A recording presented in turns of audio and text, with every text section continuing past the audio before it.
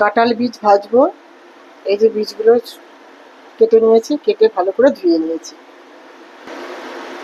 এবার এর মধ্যে নুন দেবো, হলুদ দেবো, লঙ্কার গুঁড়ো দেবো, কালো জিরে দেবো আর চালের গুঁড়ি।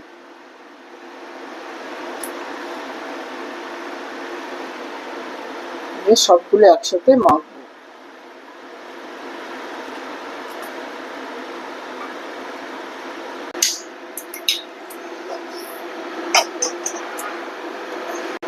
এবার সাদা তেল,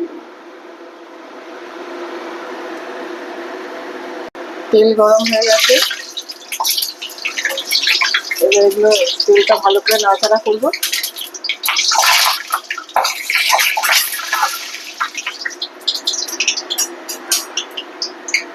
করে অল্প অল্প করে কাঁঠাল বীজগুলো দিয়ে দেবো। আঁচটা একদম কমিয়ে দেবো।